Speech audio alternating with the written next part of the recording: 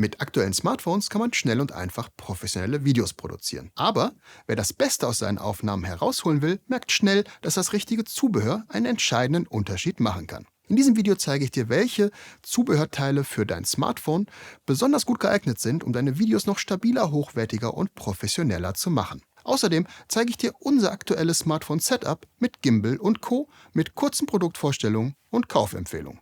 Viel Spaß!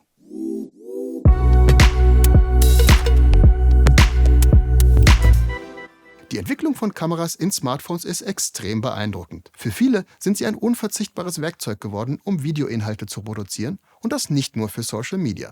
Obwohl die Technik immer besser wird, gibt es doch Möglichkeiten, die Qualität immer noch weiter zu steigern und deinen Workflow in der Produktion effizienter zu machen.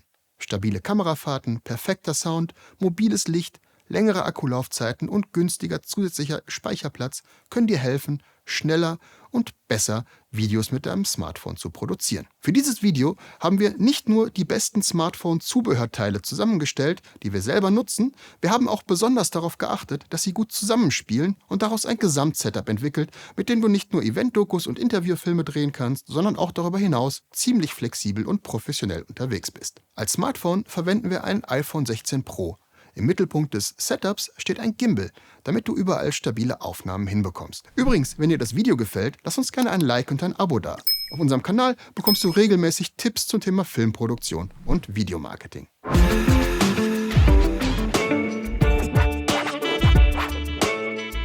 Ein häufiges Problem bei Smartphone-Videos sind verwackelte Bilder. Die integrierten Bildstabilisierungssysteme moderner Smartphones leisten zwar gute Arbeit, aber für optimale Ergebnisse geht nichts über einen Gimbal. Gimbals sorgen mit ihrer motorisierten Stabilisierung für ruhige Aufnahmen, selbst bei Bewegung oder unebenen Oberflächen, über die du dich bewegst. Ein weiterer Vorteil ist die Flexibilität bei der Wahl der Perspektive.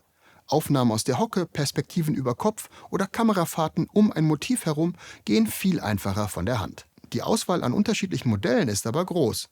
Sie unterscheiden sich in ihrer Funktion, Bauweise und dem Preis. Meine Wahl ist auf den DJI Osmo Mobile 6 gefallen, da er genau die Funktionen bietet, die ich fürs professionelle Filmen mit dem Smartphone nützlich finde. Außerdem bietet er noch einen weiteren Vorteil, auf den ich später im Verlauf des Videos zu sprechen komme. Durch das klappbare Design ist er sehr praktisch für unterwegs. Einfach in die Tasche packen und los geht's. Besonders beim Osmo Mobile ist das Zoom- und Fokusrad, mit dem du auf Knopfdruck wählen kannst, ob du flüssig zoomen oder manuell den Fokuspunkt anpassen möchtest. Ein weiteres spannendes Feature ist Active Track. Mit der Funktion kannst du dein Motiv automatisch verfolgen lassen, wenn es sich im Bild bewegt. Um es zu nutzen, brauchst du die DJI Mimo App. Hier aktivierst du Active Track und der Gimbal sorgt automatisch dafür, dass das markierte Objekt immer in der Bildmitte bleibt. Der DJI Osmo Mobile 6 bietet außerdem weitere Aufnahmemodi wie Hyperlapse, dynamischen Zoom, Panorama oder den Story-Modus. Es gibt also viel auszuprobieren und zu testen. Was man grundsätzlich noch mit Gimbals machen kann, zeige ich dir übrigens auch in unserem hier verlinkten Video.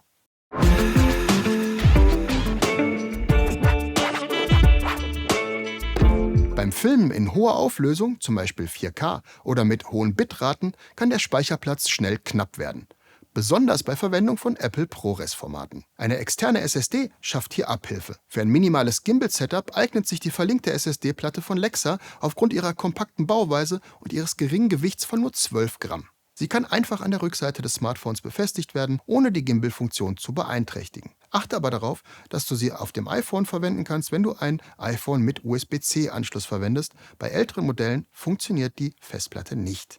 Die SSD kann auch in Verbindung mit einem Hub verwendet werden, um beispielsweise ein Mikrofon mit Empfänger anzuschließen. Achte dann aber auch darauf, dass der Gimbal gut ausbalanciert ist und sich nicht irgendwo verhaken kann. Wichtig, die direkte Speicherung von Videos auf der SSD während der Aufnahme ist in der Standard-Kamera-App auf dem iPhone nur im Apple ProRes-Format möglich.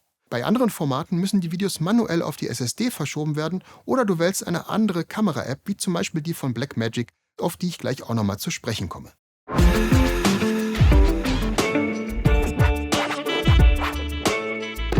Gute Videos sind nur halb so gut ohne klaren Ton, wenn überhaupt. Die integrierten Mikrofone stoßen aber schnell an ihre Grenzen, besonders in lauten Umgebungen, bei Wind oder wenn die sprechenden Personen weit von der Kamera entfernt sind, wird der Ton schnell undeutlich und verrauscht. Deutlich besser wird die Qualität mit einem externen Mikrofon.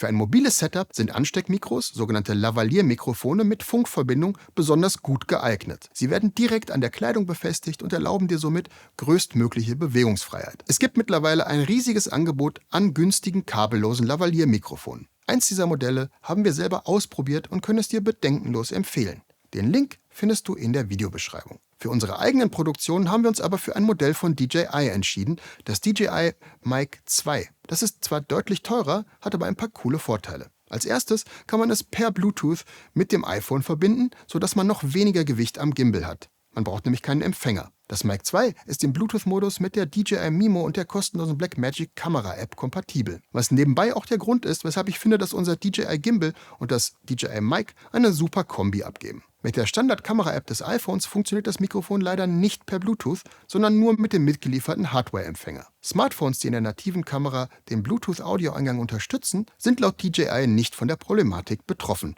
Und das sollte für die meisten Android-Smartphones gelten. Das Mikrofon kann aber noch mehr. In dem Set, das wir uns zugelegt haben, hast du 2 Mikrofone und einen Empfänger. Und wenn du den Hardware-Empfänger verwendest, kannst du auswählen, dass als Backup auch auf den Sendern aufgenommen wird. Die technische Qualität in Form von 32-Bit Wave-Dateien ist super und die Möglichkeit, per Mini-Klinke professionelle Mikros anzuschließen, macht das Gesamtpaket trotz des höheren Preises fast zu einem Schnäppchen.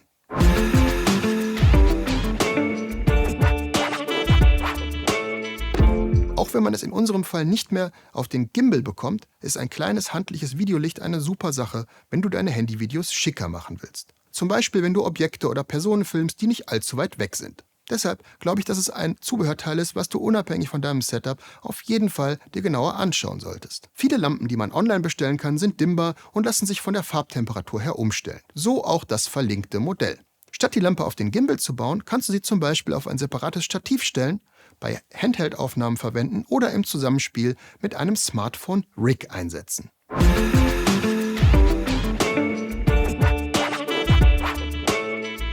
Ein weiterer Schwachpunkt bei den meisten Smartphones und ganz besonders bei iPhones ist die Akkulaufzeit. Bei Drehs mit dem Handy würde ich dir deshalb immer eine Powerbank empfehlen. Ganz abgesehen davon, dass du natürlich auch immer ein Ladekabel mit einem Netzteil dabei haben solltest. In unserem Setup mit Gimbal und eventuell einem Mikrofon können wir die Powerbank zwar nicht während der Aufnahme anschließen, aber zwischen den Takes findet sich immer eine Gelegenheit, um dem Smartphone etwas Saft zu verpassen.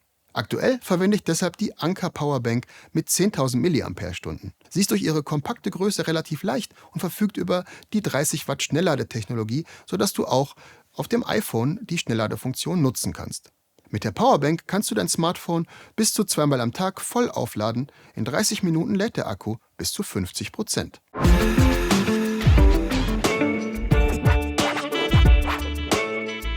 Mit dem vorgestellten Setup kannst du professionelle Smartphone-Videos aufnehmen, ohne viel Equipment mitzuschleppen. Die Kombination aus Gimbal, Mikrofon, externer SSD, LED-Licht und Powerbank sorgt für stabile, klare und gut ausgeleuchtete Aufnahmen, ideal für unterwegs.